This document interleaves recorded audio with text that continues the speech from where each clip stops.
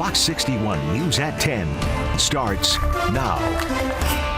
And tonight at 10, a desperate plea for answers. A man trying to stop someone from breaking into his car ends up badly injured and now in a coma. We have the message from his loved ones. Another vaccine is just in reach. The latest news on the COVID-19 vaccine front as the nation fights this pandemic. Plus, another Connecticut hospital looks to close its maternity ward.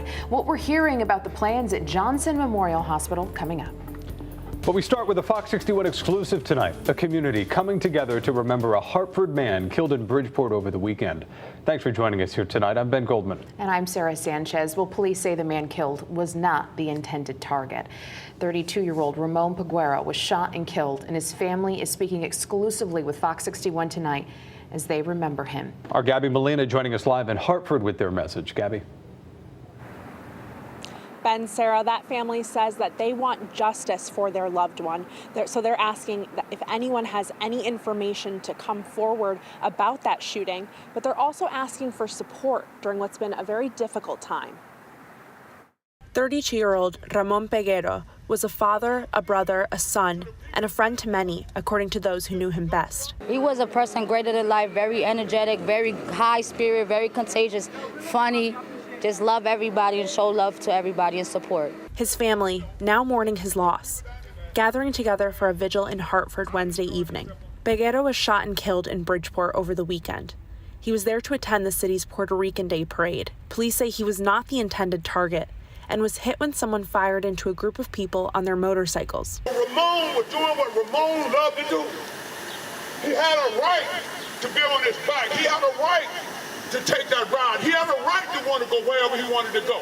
Police releasing surveillance video and photos of the suspects, two people on a white scooter, with the hopes that someone knows something about what happened. We want, first of all, for justice to be found, like for him, and we want for people to just stop gun violence, because people should be able to go outside and enjoy the things they love to do without having to worry about being hurt.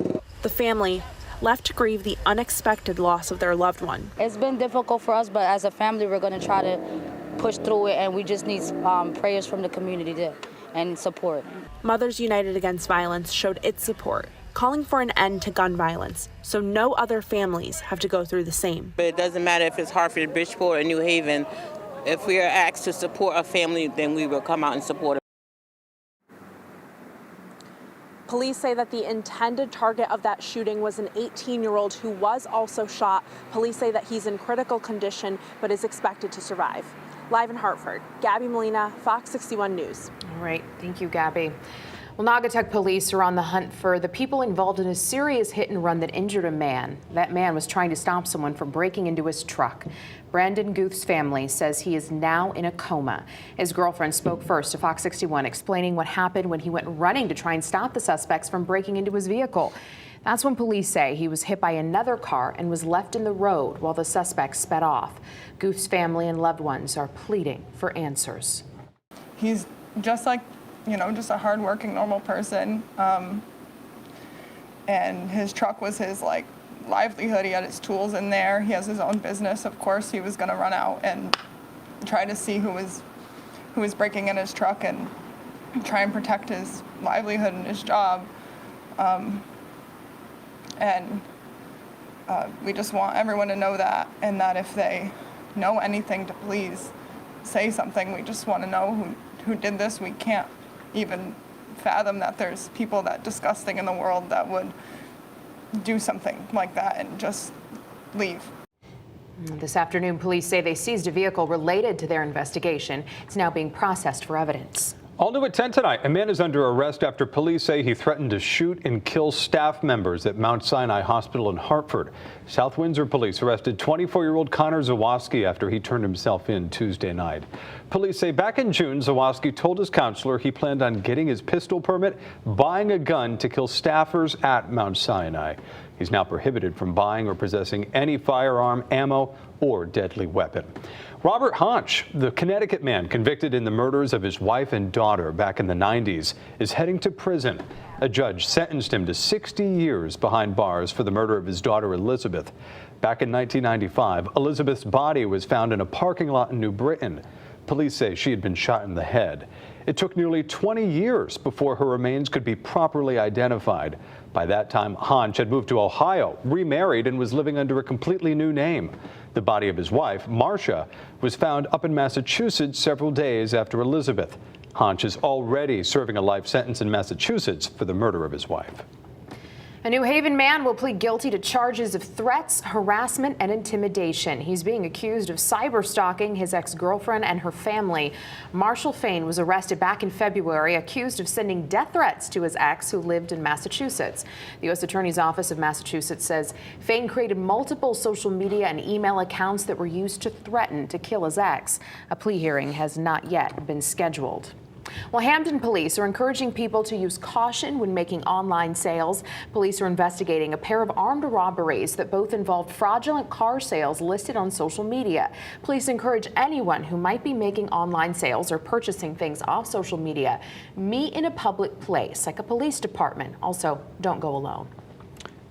All right, getting to the weather watch tonight, the heat ramping up once again across Connecticut. Meteorologist Ryan Breton is in for Rachel Frank tonight. He has a first check of the forecast. Hi, Ryan. Hi, Sarah and Ben. Good evening, everybody. And in the heating of the day, a couple of showers and storms popping up over in New York. Those have moved into northwest Connecticut tonight. This storm actually does have a history of producing some wind damage to our west, but it has weakened considerably. That said, in the northwest corner of the state, right around Salisbury, Sharon, over to Canaan and Norfolk, the same places hit hard last night. We do have some downpours with maybe a brief rumble of thunder coming through.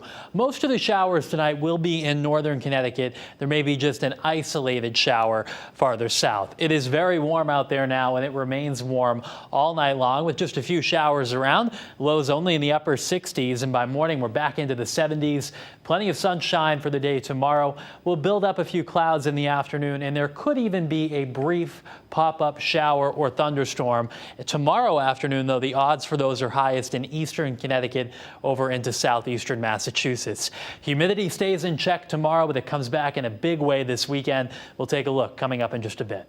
Thank you, Ryan. Well, good news on the COVID-19 vaccine front. The U.S. could soon have another vaccine on the market. The FDA has cleared the COVID shot made by Novavax for emergency use authorization. Experts say the Novavax vaccine is a more traditional type of vaccine compared to those made by Pfizer and Moderna. The U.S. has already bought 3.2 million doses from Novavax that are ready to go once the CDC gives its approval. Well, once again, another COVID-19 variant starting to spread across the nation, now making up the majority of cases here in the U.S. And health officials are concerned, or their concerns are growing, that is, especially for some of the youngest patients. Fox 61's Alicia Machado is live in Hartford with what experts are urging to protect everyone. Alicia. Well, health experts say while the BA.5 variant doesn't seem to be more severe than other strains, it is highly contagious, warning that this is not the time to let your guard down, especially with summer travel season upon us. It's known as BA.5, an Omicron subvariant making its way across the country. Now the dominant strain, accounting for 65% of all COVID-19 cases, according to the CDC.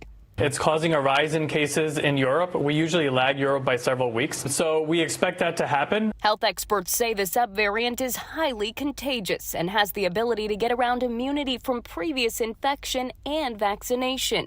Those that have gotten the vaccine will have much longer lasting and stronger immunity, especially to prevent severe outcomes. Yes, it doesn't, the vaccine isn't as protective against infection, but infection is usually mild. This comes at a time when cases are on the rise in Connecticut. The state's 7-day average positivity rate hitting above 10% last week. And some parents of young children tell Fox 61 they've had difficulties finding access to vaccines, despite the FDA's authorization for infants and young children 6 months and older about a month ago. As of last week, 2.6% of Connecticut kids ages 5 and under have gotten at least one dose, according to state data. If you have a young child, we will get those kids vaccinated. It's going to be very important. If you're an adult and need a booster, get it now. Don't wait. That's another way of protecting your children. Dr. Juan Salazar says Connecticut Children's will begin offering vaccines for high-risk kids 6 months to 5 years old by the end of July to early August, with expanded access to all kids 6 months and older in time. I think come August, There will be a much wider availability of vaccine for the kids, and time to make sure that as people come back from their vacations and they're sending their kids to either daycare or the school, that hopefully they're fully vaccinated by then. Now, in addition to getting vaccinated, Dr. Salazar is stressing other methods of protection as well, including masking up in large public settings and as you travel. We're live in Hartford tonight. Alicia Machado, Fox 61 News. All right, Alicia, thank you. Well, from one virus to another tonight, Quest Diagnostics says that it'll start testing for monkeypox in the United States. The company predicts that it'll be able to perform about 30,000 tests a week by the end of July for monkeypox. This test is believed to be the first commercially available test validated under federal regulations.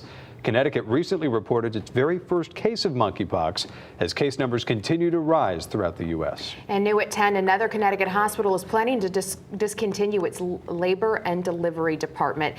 Trinity Health of New England announced today Johnson Memorial Hospital in Stafford will be undergoing a so-called transformation of services. Several units will be discontinued, like labor and delivery. The proposed changes are expected to take between a year to a year and a half to complete if approved. Trinity Health says the hospital will still be prepared to care for all maternity patients in an emergency, but most expectant mothers will deliver their babies at St. Francis Hospital in Hartford.